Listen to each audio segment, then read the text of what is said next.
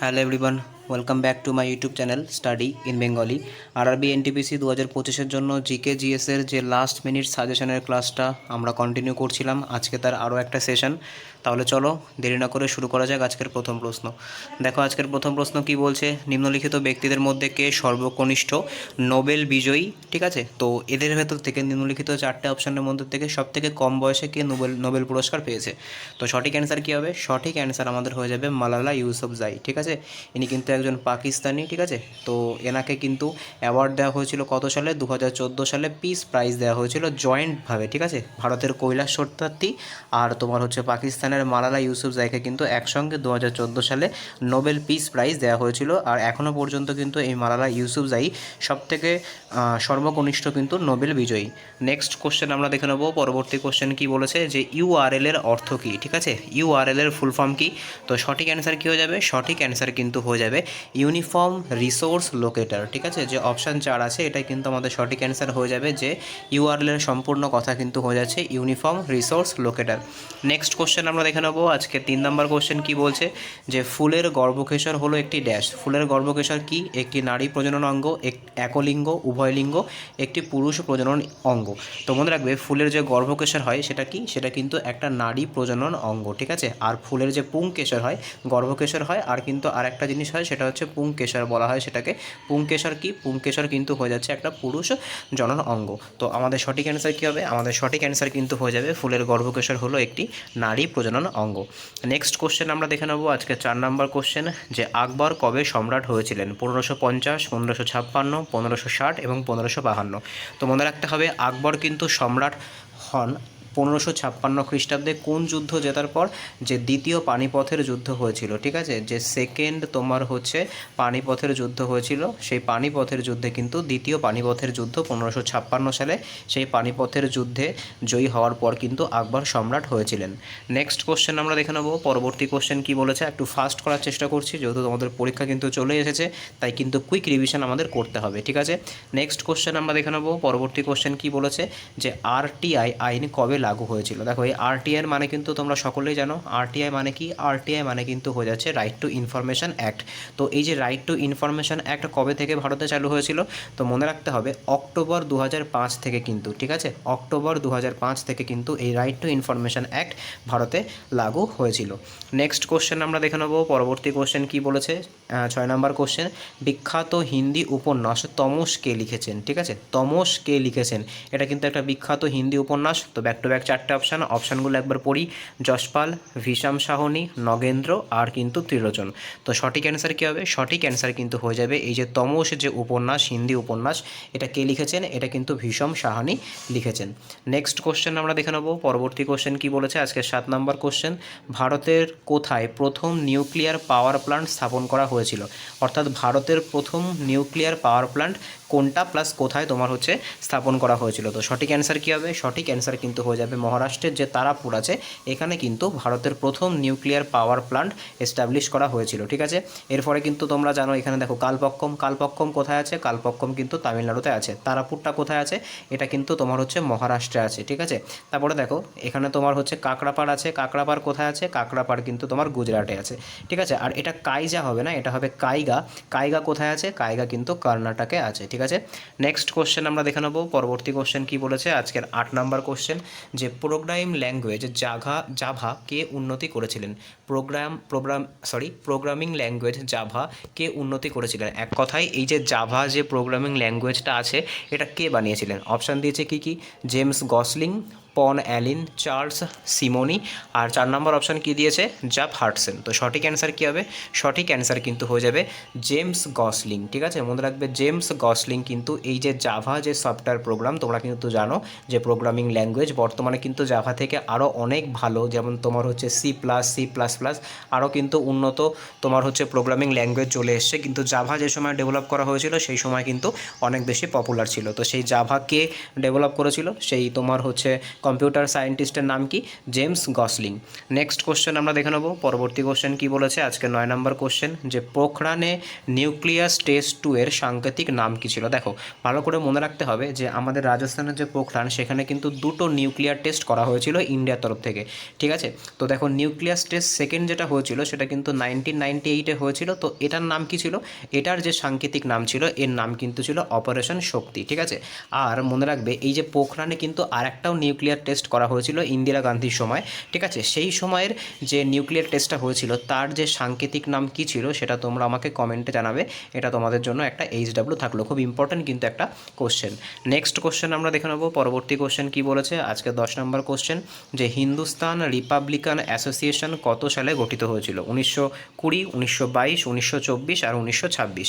তো সঠিক অ্যান্সার কী হবে? দেখো হিন্দুস্তান রিপাবলিকান অ্যাসোসিয়েশন কত সালে গঠিত হয়েছিল? সঠিক অ্যান্সার কিন্তু হয়ে যাবে 1926 সাল। 1926 সালে কিন্তু এটা রাসবিহারী বোস দ্বারা গঠিত হয়েছিল। নেক্সট কোশ্চেন আমরা দেখে নেব। পরবর্তী কোশ্চেন কি বলেছে, আজকের 11তম কোশ্চেন, ভারতীয় সংবিধানের প্রথম সংশোধন কবে করা হয়েছিল? দেখো আমাদের ভারতে বর্তমানে যে সংবিধান আছে সেখানে কিন্তু 106তম তোমার হচ্ছে কনস্টিটিউশনাল অ্যামেন্ডমেন্ট হয়ে গেছে, ঠিক আছে। 106টা কিন্তু হয়ে গেছে, কিন্তু বলেছে এই 106-এর মধ্যে প্রথম যে সংশোধন ফার্স্ট অ্যামেন্ডমেন্টটা কত সালে হয়েছিল? তো মনে রাখবে এটা কিন্তু হয়েছিল 1951-এ, ঠিক আছে। 1951-এ কিন্তু প্রথম যে সংবিধান সংশোধন হয়েছিল। এটা কিন্তু তোমার কিসের সাথে সম্পর্কযুক্ত ছিল? এই যে তোমার সংশোধনটা, এটা কিন্তু যে ল্যান্ড রিফর্ম ছিল সেই ল্যান্ড রিফর্ম অ্যাসোসিয়েটেড কিন্তু ছিল। আর এই যে 106তম যেটা লেটেস্ট, সেটা কি ছিল? সেটা কিন্তু ছিল নারী শক্তি বন্ধন অধিনিয়ম, যেখানে কি বলা হয়েছিল, যেখানে কিন্তু যে তোমার রাজ্যসভা বা তোমার হচ্ছে যে কোনো বিধানসভাতে বলতে পারো, বা এক কথায় তোমার হচ্ছে পার্লামেন্টের যে কোনো কক্ষে, রাজ্যসভা বলো বা তোমার হচ্ছে লোকসভা বলো, আর ওই দিক থেকে তোমার হচ্ছে স্টেটের বিধান পরিষদ বলো বা বিধানসভা বলো, সেখানে মহিলাদের 33%, ঠিক আছে, 33% রিজার্ভেশন, এটা কিন্তু এই 106তম যে অ্যামেন্ডমেন্ট হয়েছিল এর কিন্তু বিষয় ছিল। নেক্সট কোশ্চেন আমরা দেখে নেব। পরবর্তী কোশ্চেন কি বলেছে, আজকের 12তম কোশ্চেন, কোন রাজ্যে গান্ধী সাগর বাঁধ নির্মিত হয়েছে? মধ্যপ্রদেশ, হিমাচল প্রদেশ, রাজস্থান এবং মহারাষ্ট্র। তো সঠিক অ্যান্সার কী হবে? সঠিক অ্যান্সার কিন্তু হয়ে যাবে এই যে গান্ধী সাগর ড্যামটা আছে, এটা কিন্তু মধ্যপ্রদেশে অবস্থিত, ঠিক আছে, মধ্যপ্রদেশে কিন্তু অবস্থিত। এবার তোমাদের কাছে একটা কোশ্চেন থাকবে, এই যে গান্ধী সাগর যে ড্যামটা আছে এটা কোন নদীর ওপর আছে? ঠিক আছে, কোন নদীর ওপরে এই গান্ধী সাগর ড্যামটা আছে এটা তোমরা আমাকে কমেন্টে জানাবে। এটা তোমাদের জন্য HW থাকলো। নেক্সট কোশ্চেন আমরা দেখে নেব। পরবর্তী কোশ্চেন কি বলেছে, আজকে 13তম কোশ্চেন, যে 1906 সালে প্রথম জাতীয় পতাকা কোথায় উত্তোলন করা হয়েছিল? ঠিক আছে, ভারতের প্রথম জাতীয় পতাকা 1906 সালে কংগ্রেসের যে সেশনটা হয়েছিল, 1906 সালে কংগ্রেসের কোন সেশন হয়েছিল? কলকাতা সেশন হয়েছিল, ঠিক আছে, কলকাতা অধিবেশন হয়েছিল। সেই কলকাতা অধিবেশনে ভারতের প্রথম জাতীয় পতাকা কিন্তু উত্তোলন করা হয়েছিল, ঠিক আছে। তো সঠিক অ্যান্সার কী হবে? সঠিক অ্যান্সার কিন্তু হয়ে যাবে 1906 সালে কলকাতার যে INCর যে সেশন হয়েছিল সেখানে কিন্তু প্রথম জাতীয় পতাকা উত্তোলন করা হয়েছিল।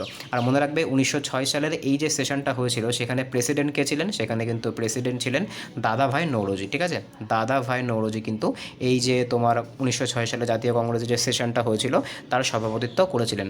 নেক্সট কোশ্চেন আমরা দেখে নেব। পরবর্তী কোশ্চেন কি বলেছে, আজকে 14তম কোশ্চেন, পরিবেশ সংক্রান্ত কতজন সক্রিয় কর্মীকে গোল্ডম্যান এনভায়রনমেন্টাল পুরস্কার 2021? দেখো এটা কিন্তু তখনকার সময়ের কারেন্ট অ্যাফেয়ার্স ছিল, তো এটা বর্তমানে অপ্রয়োজনীয়। শুধুমাত্র একটা জিনিস জেনে রাখবে যে এই যে গোল্ডম্যান যে অ্যাওয়ার্ডটা আছে, ঠিক আছে, যে গোল্ডম্যান অ্যাওয়ার্ডটা আছে এটা কিসের ক্ষেত্রে দেওয়া হয়? এটা কিন্তু এনভায়রনমেন্ট বা পরিবেশের ক্ষেত্রে দেওয়া হয়ে থাকে, ঠিক আছে, পরিবেশের ক্ষেত্রে প্রত্যেক বছর কিন্তু দেওয়া হয়ে থাকে। আর মনে রাখবে প্রত্যেক বছরই কিন্তু 6টা আলাদা আলাদা ডিফারেন্ট জোন থেকে কিন্তু, বা ডিফারেন্ট তুমি কন্টিনেন্টও বলতে পারো, বা কান্ট্রি থেকে কিন্তু অ্যাওয়ার্ডটা দেওয়া হয়ে থাকে। নেক্সট কোশ্চেন আমরা দেখে নেব। পরবর্তী কোশ্চেন কি বলেছে, আজকের 15 নম্বর কোশ্চেন, যে ধাতুকে পাতলা তারে পরিণত হওয়ার ক্ষমতাকে কি বলা হয়ে থাকে? দ্রবণীয়তা বলে, নমনীয়তা বলে, বিক্রিয়শীলতা বলে, নাকি প্রসারণশীলতা বলে? তো সঠিক অ্যান্সার কী হবে? সঠিক অ্যান্সার কিন্তু হয়ে যাবে এটাকে বলা হয় প্রসারণশীলতা, ঠিক আছে। তো প্রসারণশীলতা কিন্তু আমাদের সঠিক অ্যান্সার হয়ে যাবে। একটু ব্যাকগ্রাউন্ড নয়েসের জন্য তোমাদের কাছে একটু সরি চেয়ে নিচ্ছি, ঠিক আছে, একটু ব্যাকগ্রাউন্ড নয়েসটা একটু বেশি, তোমার হচ্ছে একটু বলতে পারো বাসন পড়ে গেছিলো, সেই আওয়াজটা একটু পেলে তোমরা, ঠিক আছে, তার জন্য সরি এক্সট্রিমলি। দেখো এই যে ধাতুকে তোমার হচ্ছে তারে পরিণত করার ক্ষমতা, এখানে কিন্তু এই যে ব্যাপারটা আছে এটাকে কিন্তু নমনীয়তা আমরা বলতে পারি। কোথাও কিন্তু তোমরা নমনীয়তা বা ডাক্টিলিটি এই অপশানটাও কিন্তু দেখতে পারবে, কিন্তু আমাদের অফিসিয়াল অ্যান্সার কি অনুযায়ী কিন্তু এটা প্রসারণশীলতা বা মেলিয়াবিলিটি দেওয়া হয়েছিল। কিন্তু আমি বলবো বলবো নমনীয়তাই কিন্তু তোমাদের সঠিক অ্যান্সার হওয়ার কথা, ঠিক আছে। 100% ক্ষেত্রে তোমরা দেখবে যে ধাতুকে তারে পরিণত করার ক্ষমতাকে কিন্তু বলা হয়ে থাকে ডাক্টিলিটি, কিন্তু আমাদের অফিসিয়াল অ্যান্সার কিতে যেহেতু প্রসারণশীলতা ছিল তাই এখানে আমি প্রসারণশীলতাকে টিক করলাম, ঠিক আছে। নেক্সট কোশ্চেন আমরা দেখে নেবো। পরবর্তী কোশ্চেন কি বলেছে আজকের 16তম কোশ্চেন, যে সুকন্যা বৃদ্ধি সমৃদ্ধি যোজনা বা সুকন্যা সমৃদ্ধি যোজনা কে চালু করেছিল বা কোন মন্ত্রণালয় চালু করেছিল, ঠিক আছে। তো সঠিক অ্যান্সার কী হবে? সঠিক অ্যান্সার কিন্তু হয়ে যাবে নরেন্দ্র মোদীর যে সরকার, সেই নরেন্দ্র মোদীর সরকার কিন্তু এই যে সুকন্যা সমৃদ্ধি যোজনা চালু করেছিল। নেক্সট কোশ্চেন আমরা দেখে নেব। পরবর্তী কোশ্চেন কি বলেছে আজকে 17তম কোশ্চেন, যে মানব দেহের কোন অঙ্গটি পিত্তরস উৎপাদন করে, ঠিক আছে। পিত্তরস আমাদের শরীরের কোন অংশটা উৎপাদন করে? যকৃৎ, অগ্নাশয়, পাকস্থলী নাকি ক্ষুদ্রান্ত? সঠিক অ্যান্সার কী হবে? সঠিক অ্যান্সার কিন্তু হয়ে যাবে যকৃৎ, ঠিক আছে। লিভার থেকে কি হয়? লিভার থেকেই কিন্তু আমাদের এই যে পিত্তরসটা আছে, যেটাকে আমরা কি বলে থাকি, যেটাকে কিন্তু আমরা বাইল জুসও বলে থাকি, এটা কিন্তু নিঃসৃত হয়ে থাকে। নেক্সট কোশ্চেন আমরা দেখে নেব। পরবর্তী কোশ্চেন কি বলেছে আজকের 18তম কোশ্চেন, যে ভারত কত সালে প্রথম অলিম্পিক ক্রীড়ায় অংশগ্রহণ করেছিল, ঠিক আছে। খুব ইম্পর্ট্যান্ট একটা কোশ্চেন। দেখো, ভারত প্রথমবারের জন্য কিন্তু অলিম্পিকে অংশগ্রহণ করেছিল কত সালে? তো মনে রাখবে 1900 সালে, ঠিক আছে। আর এই যে আধুনিক যে অলিম্পিক, এটা কত সালে শুরু হয়েছিল? এটা কিন্তু শুরু হয়েছিল 1896 সালে, অর্থাৎ প্রথমবারে কিন্তু ভারত অংশগ্রহণ করেনি। 4 বছর পর, আমরা সকলে জানি অলিম্পিক 4 বছর পর পর হয়। 4 বছর পর যে দ্বিতীয়বারের জন্য আধুনিক অলিম্পিক অনুষ্ঠিত হয়েছিল, সেখানে কিন্তু ভারত অংশগ্রহণ করেছিল। নেক্সট কোশ্চেন আমরা দেখে নেব। পরবর্তী কোশ্চেন কি বলেছে আজকের 19তম কোশ্চেন, যে ড্যাশ সালে, ঠিক আছে, এটা তোমার এখানে একটা ড্যাশ হবে, ড্যাশ সালে প্রধানমন্ত্রী স্বাস্থ্য সুরক্ষা যোজনা চালু হয়েছিল, ঠিক আছে। কত সালে চালু হয়েছিল? 2006, 2004, 2003 আর 2005। তো এই যে কোশ্চেনটা আছে, দেখো এই যে কোশ্চেনটা আছে, এই কোশ্চেনের অ্যান্সার তোমরা আমাকে জানাবে। এটা কিন্তু তোমাদের আমি আগেও করিয়েছি, যে প্রধানমন্ত্রী স্বাস্থ্য সুরক্ষা যোজনা এটা কত সালে শুরু হয়েছিল, এটা কিন্তু তোমরা আমাকে কমেন্টে জানাবে। এটা তোমাদের জন্য একটা হোমওয়ার্ক থাকলো। নেক্সট কোশ্চেন আমরা দেখে নেব। পরবর্তী কোশ্চেন কি বলেছে আজকের 20তম কোশ্চেন, যে কাঁচামালের উপকরণ হিসাবে কোন শিল্পে চুনাপাথর ব্যবহার করা হয়? এক কথায় বলতে পারি আমরা, চুনাপাথর কোন শিল্পে ব্যবহার করা হয়? অটোমোবাইল, প্লাস্টিক, বাসনপত্র নাকি সিমেন্ট? দেখো, সিমেন্টের কিন্তু একটা তোমার অনেক বড় ওয়েটেজ আছে এই চুনাপাথর থেকে, মানে সিমেন্ট তৈরি করতে কিন্তু চুনাপাথর লাগে, সেই কারণের জন্য কিন্তু চুনাপাথর শিল্পের সঙ্গে বা সিমেন্ট শিল্পের সঙ্গে কিন্তু চুনাপাথর জড়িত আছে, ঠিক আছে। নেক্সট কোশ্চেন আমরা দেখে নেব। আজকের 21তম কোশ্চেন কি বলেছে, যে নীতি আয়োগের দ্বারা কোন সালে উইমেন ট্রান্সফর্মিং ইন্ডিয়া পুরস্কার শুরু করা হয়েছিল? কত সালে নীতি আয়োগ কী করেছিল? নীতি আয়োগ উইমেন ট্রান্সফর্মিং ইন্ডিয়া এই পুরস্কারটা শুরু করেছিল 2017, 2016, 2014 আর 2015। তো সঠিক অ্যান্সার কী হবে? সঠিক অ্যান্সার কিন্তু হয়ে যাবে 2017 সালে। 2017 সালে কিন্তু নীতি আয়োগ কী করেছিল, ঠিক আছে। এটা আসলে 2016-17 সাল হয়ে যাবে, ঠিক আছে। 16-17 সাল নাগাদ কিন্তু যে উইমেন ট্রান্সফর্মিং ইন্ডিয়া এই যে পুরস্কারটা কিন্তু নীতি আয়োগ চালু করেছিল। নীতি আয়োগ কত সালে গঠিত হয়েছিল? নীতি আয়োগ কিন্তু 2015 সালে গঠিত হয়েছিল। নীতি আয়োগের সভাপতি বর্তমানে কে আছেন, ঠিক আছে। নীতি আয়োগের বর্তমান সভাপতিকে, এটা তোমাদের জন্য আর একটা কোশ্চেন থাকবে, এই কোশ্চেনটা তোমরা আমাকে কমেন্টে জানাবে। নেক্সট কোশ্চেন আমরা দেখে নেব। পরবর্তী কোশ্চেন কি বলেছে আজকে 2 নম্বর কোশ্চেন, পদার্থবিদ্যার কোন শাখা স্থিরাবস্থায় তরলের ধর্মের সাথে সম্পর্কযুক্ত, ঠিক আছে। স্থিরাবস্থায় তরলের ধর্ম, ঠিক আছে। তো এটা সঠিক অ্যান্সার কী হবে? এটা সঠিক অ্যান্সার কিন্তু হয়ে যাবে হাইড্রোস্ট্যাটিক্স, ঠিক আছে। হাইড্রোস্ট্যাটিক্স। দেখো, ইংলিশ টার্মটা কতটা সোজা মনে হচ্ছে আর বাংলা টার্মটা কতটা কঠিন। বাংলা টার্মটা কি আছে? উদস্থিতি বিজ্ঞান, ঠিক আছে। এর থেকে কিন্তু ইংলিশ টার্মটা অনেক বেশি সোজা, এটাকে কিন্তু হাইড্রোস্ট্যাটিক্স বলা হয়ে থাকে। নেক্সট কোশ্চেন আমরা দেখে নেব। পরবর্তী কোশ্চেন কি বলেছে আজকে 23 নম্বর কোশ্চেন, যে ইনসেট 1B কত সালে শুরু করা হয়েছিল? 1980, 1983, 1987 আর 1985। দেখো, এই যে ইনসেট মানে কি?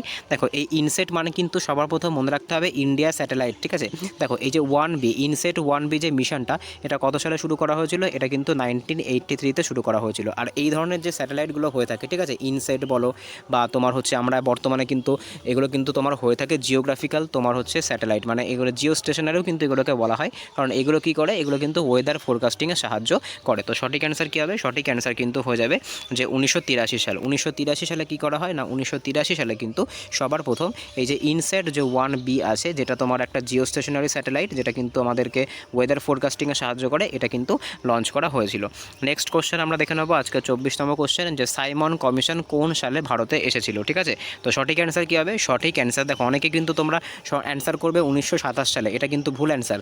1927 সালে কিন্তু এটা গঠন করা হয়েছিল, ঠিক আছে। সাইমন কমিশনকে গঠন করা হয়েছিল ইংল্যান্ডে 1927 সালে, কিন্তু সাইমন কমিশন কিন্তু ভারতে এসেছিল 1928 সালে, ঠিক আছে। তো এটা কিন্তু আমাদের সঠিক অ্যান্সার হয়ে যাবে। নেক্সট কোশ্চেন আমরা দেখে নেবো। পরবর্তী কোশ্চেন কী বলেছে বলেছে আজকের 25তম কোশ্চেন, যে ভারতের মধ্যে বৃহত্তম বক্সাইট উৎপাদনকারী রাজ্য কোনটা, মানে ভারতের কোন রাজ্যে সবথেকে বেশি বক্সাইট পাওয়া যায়। গুজরাট বলেছে, ঝাড়খণ্ড বলেছে, অন্ধ্রপ্রদেশ বলেছে আর ওড়িশা বলেছে। তো সঠিক অ্যান্সার কী হবে? সঠিক অ্যান্সার কিন্তু হয়ে যাবে ওড়িশা। ঠিক আছে, তো ওড়িশায় কিন্তু হয়ে যাবে আমাদের সঠিক অ্যান্সার, যেখানে কিন্তু সবথেকে বেশি ভারতের মধ্যে বর্তমানে বক্সাইট পাওয়া যায়। নেক্সট কোশ্চেন আমরা দেখে নেবো। এবার দেখো নেক্সট কোশ্চেনে যাওয়ার আগে এখানে দেখো ঝাড়খণ্ড বলেছে, মনে রাখবে ঝাড়খণ্ডে কিন্তু কি পাওয়া যায়? সবথেকে বেশি কিন্তু ইউরেনিয়াম পাওয়া যায়। ঠিক আছে, ইউরেনিয়াম কিন্তু সবথেকে বেশি ঝাড়খণ্ডে পাওয়া যায়। ভারতে খুব অল্প পরিমাণেই পাওয়া যায়, কিন্তু যেটুকুনি পাওয়া যায় তার 90% ওয়েটেজ কিন্তু আমরা ঝাড়খণ্ড থেকেই পেয়ে থাকি।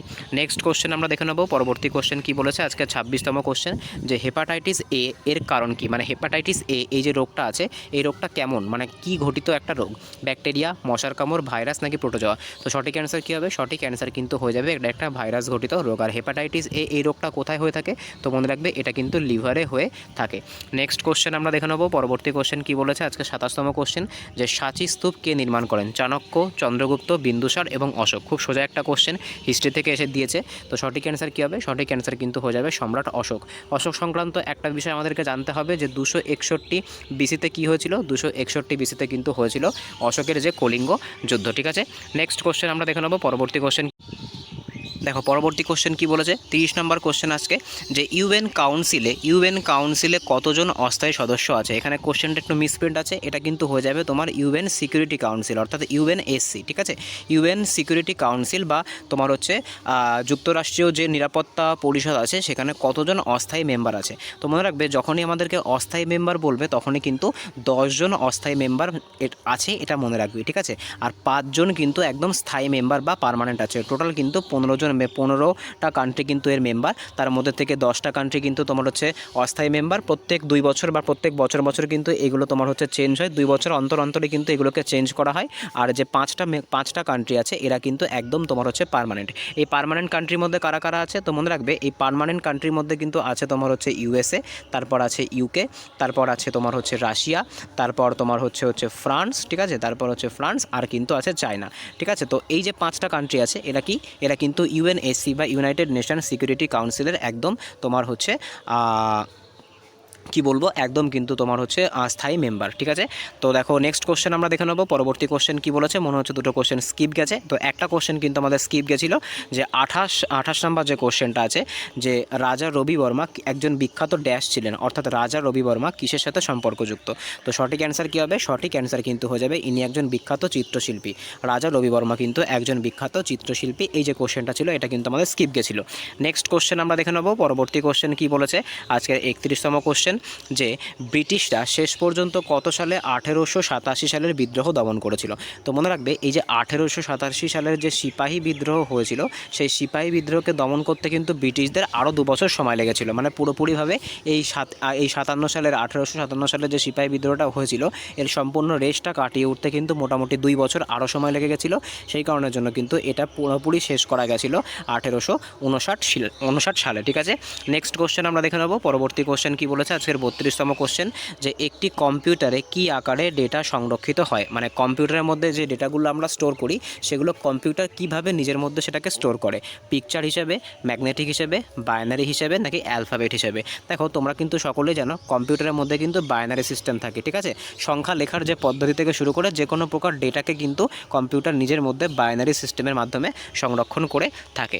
নেক্সট কোশ্চেন আমরা দেখে নেবো। পরবর্তী কোশ্চেন কি বলেছে, যে মানব দেহে পিএইচের পরিসর কত। দেখো এখানে কিন্তু কোশ্চেনটা একটু ট্রিকি কোশ্চেন, এখানে মানব দেহে বলেছে, কিন্তু মনে রাখবে এটা কিন্তু আসলে কি বলতে চেয়েছে, এটা কিন্তু বলতে চেয়েছে মানব দেহে রক্তের পিএইচের পরিসর কত। দেখো মানব দেহে যে রক্তের পরিসর, রক্তের যে পিএইচ সেটা কত হয়ে থাকে, সেটা কিন্তু তোমার 7.4 হয়ে থাকে।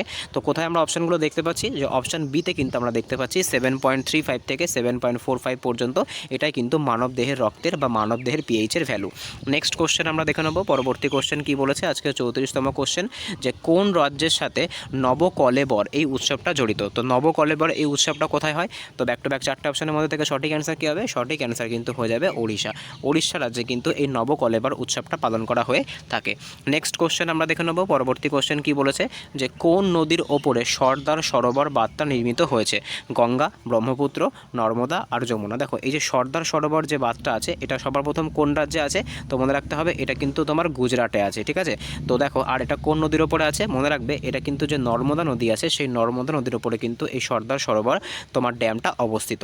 নেক্সট কোশ্চেন আমরা দেখে নেব। পরবর্তী কোশ্চেন কি বলেছে, আজকে 36তম কোশ্চেন, যে নিম্নলিখিত কোন স্থানে গোদাবরী নদী উৎপন্ন হয়েছে, মানে গোদাবরী নদীর উৎপত্তি স্থলটা কোনটা। কি বলেছে, কুর্গের পর্বত, ব্রহ্মগিরি পর্বত, গঙ্গোত্রী নাকি যমুনেত্রী। তো দেখো সঠিক অ্যান্সার কী হবে, এখানে কিন্তু তোমার সঠিক অ্যান্সার দেয়নি। সঠিক অ্যান্সার কিন্তু হয়ে যাবে, দেখো গোদাবরী নদী উৎপত্তি হয়েছে কোথা থেকে, গোদাবরী নদী কিন্তু উৎপত্তি হয়েছে নাসিকের কাছে যে ত্রিম্বকম পাহাড় আছে সেই ত্রিম্বকম পাহাড় থেকে। তো এইটা কিন্তু আমাদের সঠিক অ্যান্সার হয়ে যাবে, ঠিক আছে, এটা কিন্তু আমাদের সঠিক অ্যান্সার হয়ে যাবে। গঙ্গোত্রী থেকে তোমরা সকলে জানো গঙ্গা, যমুনেত্রী থেকে কিন্তু যমুনা, আর ব্রহ্মগিরি থেকে ব্রহ্মগিরি পাহাড় থেকে কিন্তু তোমার হচ্ছে যে কাবেরী নদী আছে সেই কাবেরী নদী কিন্তু উৎপত্তি লাভ করেছে। নেক্সট কোশ্চেন আমরা দেখে নেব। পরবর্তী কোশ্চেন কি বলেছে, আজকের 38তম কোশ্চেন, যে প্রথম পঞ্চবার্ষিকী পরিকল্পনার গুরুত্ব ছিল ড্যাশের ওপর। মানে প্রথম যে 5 ইয়ার প্ল্যান হয়েছিল, যেটা কত সাল থেকে কত সাল, যেটা কিন্তু 1951 সাল থেকে শুরু করে 1956 সাল পর্যন্ত স্টে করেছিল, সেখানে কিসের ওপরে জোর দেওয়া হয়েছিল। তো আমরা সকলে জানি প্রথম যে পঞ্চবার্ষিকী পরিকল্পনা হয়েছিল সেখানে কিন্তু কৃষির ওপরে অনেক বেশি জোর দেওয়া হয়েছিল। নেক্সট কোশ্চেন আমরা দেখে নেব। পরবর্তী কোশ্চেন কি বলেছে, আজকের 39তম কোশ্চেন, যে বিশ্ব উন্নয়ন প্রতিবেদন অনুযায়ী 2016 সালের হিসেবে পার ক্যাপিটা আয় এর বেশি রোজগার করা দেশগুলিকে কি বলা হয়। মানে যে সমস্ত দেশগুলি তোমার হচ্ছে $12 12,000-এর বেশি তোমার হচ্ছে পার ক্যাপিটা আয় আছে যে সমস্ত দেশে, সেই সমস্ত দেশকে কি বলা হয়, দরিদ্র দেশ, নিম্ন মধ্য আয়ের দেশ, ধনী দেশ নাকি নিম্ন আয়ের দেশ। তো সঠিক অ্যান্সার কী হবে, সঠিক অ্যান্সার কিন্তু হয়ে যাবে এই সমস্ত দেশকে কিন্তু বলা হয়ে থাকে ধনী দেশ। নেক্সট কোশ্চেন আমরা দেখে নেব। পরবর্তী কোশ্চেন তথা আজকের লাস্ট কোশ্চেন কি বলেছে, যে জুলাই 2021 অনুযায়ী বর্তমানে ইউনেস্কোর মধ্যে কতগুলো তোমার হচ্ছে ইউনেস্কো ওয়ার্ল্ড হেরিটেজ সাইট আছে। দেখো এখানে কি বলেছে, দেখো এখানে কিন্তু তোমার 2021 অনুযায়ী বলেছে। তো আমরা যদি এখানে 2025 অনুযায়ী দেখি, তো মনে রাখবে 2025 অনুযায়ী কিন্তু ইউনেস্কোর মধ্যে কতগুলো ওয়ার্ল্ড হেরিটেজ সাইট আছে বর্তমানে, ইউনেস্কোর মধ্যে কিন্তু বর্তমানে তোমার হচ্ছে 1323টা, ঠিক আছে, 1323টা কিন্তু ওয়ার্ল্ড হেরিটেজ সাইট আছে। এই যে সংখ্যাটা আমি বললাম এটা তোমরা একটু আরেকবার গুগল থেকে চেক করে নিতে পারো, কারণ এটা আমি যতদূর মনে হচ্ছে 1323 বা এর আশেপাশে কিছু হবে, ঠিক আছে। ছাড়ো, এই যে কোশ্চেনটা আছে এই কোশ্চেনটা আমি সামনের দিন রেখে তোমাদেরকে যে অ্যাকিউরেট ডেটা যেটা যে 2025 অনুযায়ী, ঠিক আছে, 2025 অনুযায়ী তোমার হচ্ছে কতগুলো তোমার হচ্ছে পুরো ওয়ার্ল্ড ওয়াইডে, ঠিক আছে। ভারতেরটা আমি জানি, ভারতেরটা কিন্তু বর্তমানে মনে রাখবে ভারতে কিন্তু মোট 43টা তোমার হচ্ছে ওয়ার্ল্ড ইউনেস্কো হেরিটেজ সাইট আছে, যার ভেতরে লাস্ট কোনটা, যার ভেতরে লাস্ট কিন্তু হয়ে যাচ্ছে তোমার আসামের যে ময়দাম আছে সেটা, ঠিক আছে, কারণ 2024 সালে যে ইউনেস্কোর বৈঠক হয়েছিল সেটা কিন্তু ভারতেই হয়েছিল, আর এখানে কিন্তু ময়দাম স্থানটাকে যোগ করা হয়েছিল। পুরো ওয়ার্ল্ড ওয়াইড তোমার হচ্ছে সবথেকে বেশি কোথায় আছে, পুরো ওয়ার্ল্ড ওয়াইড সবথেকে বেশি কিন্তু আছে ইতালিতে। এবার পুরো ওয়ার্ল্ড ওয়াইড টোটাল কতগুলো ইউনেস্কো ওয়ার্ল্ড হেরিটেজ সাইট আছে এটা কিন্তু একটু তোমাকে দেখতে হবে, ঠিক আছে। তো এই যে কোশ্চেনটা আছে এই কোশ্চেনটা আমি নেক্সট দিনে আবার নিয়ে আসবো, নিয়ে এসে কিন্তু একদম আপডেটেড তোমাদেরকে জানিয়ে দেবো, ঠিক আছে। এক্সট্রিমলি সরি এই কোশ্চেনটা তোমাদেরকে এখন আমি আপডেটেডটা জানাতে পারলাম না বলে। তো আজকে এই অবধি ছিল। যদি ভিডিওটা ভালো লেগে থাকে তাহলে চ্যানেলটাকে অবশ্যই সাবস্ক্রাইব করো, যদি চ্যানেলে নতুন হয়ে থাকো চ্যানেলটাকে সাবস্ক্রাইব করো, পাশে থাকা বেল আইকনটিকে প্রেস করে রেখো, বন্ধুদের সঙ্গে ভিডিওটা শেয়ার করো, ভালো লাগলে ভিডিওতে একটা লাইক করো। দেখা হচ্ছে পরের ভিডিওতে, বাই।